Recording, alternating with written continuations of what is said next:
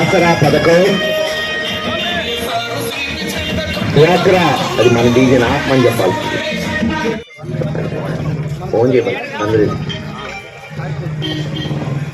ఆసరా పథకం, డ్వాక్రా రుణమాఫీ చిట్ట చివర మరి 4వ దఫా కార్యక్రమానికి విచ్చేసిన అక్క చెల్లెమ్మలందరికీ పేరు పేరున ధన్యవాదాలు తెలియచేసుకుంటూ నా ప్రసంగం ముందుకు పోయే ముందమ్మా మీకు 2014వ సంవత్సరం ఆ రోజు చంద్రబాబు నాయుడు గారు ఒక హామీ ఇచ్చారు ఆంధ్ర రాష్ట్రంలో మీ అందరికి. ఒకసారి మీ అందరికి అది గుర్తు చేయాలి. 2014వ సంవత్సరం 10 సంవత్సరాల క్రితం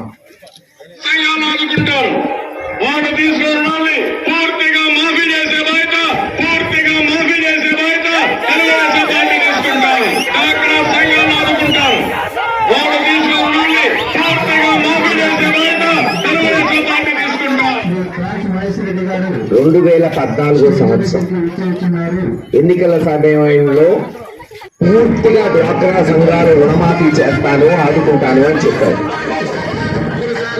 కానీ ఏమైంది? ఆ రోజున ముఖ్యమంత్రిగా చంద్రబాబు నాయుడు గారు 5 సంవత్సరాలు ఉన్నారు, 2014 నుంచి 19 వరకు.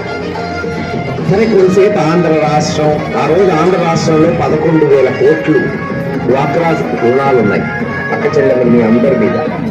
సరే, ఆంధ్ర రాష్ట్రం గుంటూరు జిల్లా గురజాల నియోజకవర్గం పక్కన పడే మన జానపాడులో సుమారు 240 డ్వాక్రా సంఘాలు ఉన్నాయి. నేను ఇక్కడ 2014 నుంచి 10 ఏళ్ళ నుంచి డ్వాక్రా సంఘాల్లో ఉన్న అక్క చెల్లెమ్మల చేతులు ఎత్తాలి. 10 సంవత్సరాల నుంచి 90% ఉన్నారు.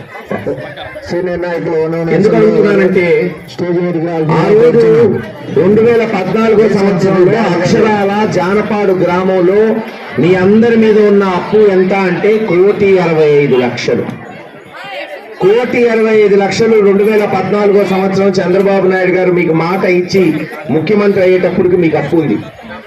మరి 2019వ సంవత్సరం దిగిపోయేటప్పటికి ఎంత రుణమాఫీ జరిగింది? ఈ గ్రామంలో ఉన్న 240 సంఘాలు 2,400 మందికి 1,65,00,000 లోపల ఎంత పోయింది అని చూస్తే లెక్క 0 అమ్మా.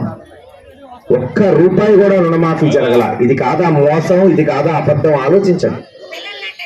మరి జగన్మోహన్ రెడ్డి గారు 2019 మే మాసంలో మీకు చెప్పాడు, ఆ రోజు 18-19 వేల కోట్ల డ్వాక్రా రుణాలు ఉన్నాయి, వడ్డీతో సహా 4 దఫాలు వడ్డీతో సహా. వడ్డీ మీరు చెల్లించడం కాదు, ప్రభుత్వం చెల్లిస్తుంది అని మీ మాట ఇచ్చి 2019లో ముఖ్యమంత్రి అయ్యాడు. ముఖ్యమంత్రి అయి సుమారు 5 సంవత్సరాలు పూర్తవుతుంది.